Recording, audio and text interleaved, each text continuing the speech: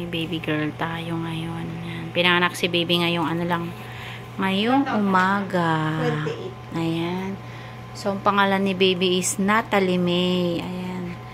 12:35 AM, baby girl. Ayan. 2.8 kilos si baby mo, mamshi, ha? Mga initial vaccine, yung Hepa B, vitamin K, tas eye ointment sa mata.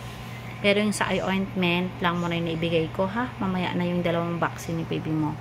And then, mag-stay kayo dito ni baby within 24 hours, no? Bago kayo makauwi. And then, papacheck din natin siya sa laboratory tsaka pedya. Meron naman dito malapit lang dyan sa kabila lang ano namin. Pagka walang problema, then, pwede na kayong ma-discharge ni baby, ha? Ayan. Paliguan din yung baby mo mamaya. Hindi naman siya kalakihan. Ayan. Ilang weeks si baby mo? Pinanganak. Saktong 38 weeks pala si baby. And 2 days. Ayan. After 24 hours, ma'am, bago ibigay yung newborn screening po ni baby, ha? 24 hours to 72 hours po, no? Ayan. Okay naman si baby. Lahat ng kulay, okay na okay.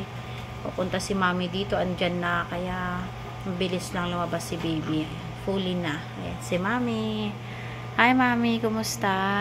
Okay lang. Iting tagumpay na si mami. Ayan. Nakaraos na. Pangalawang baby ni mami ito. Kaya, ano lang. Tsaka, ayan na si baby. Ayan. Oh, healthy. Healthy naman si baby. Ayan. Kakain ka, ma'am, ha? Tapos, para makapagpa-breastfeeding ka, no? Kakain ka, pabatid ka, tapos maganda kasi yung breastfeeding talaga. Mas maganda yung breastfeeding kaysa sa formula. Hindi rin sakitin si baby pagka ano, no?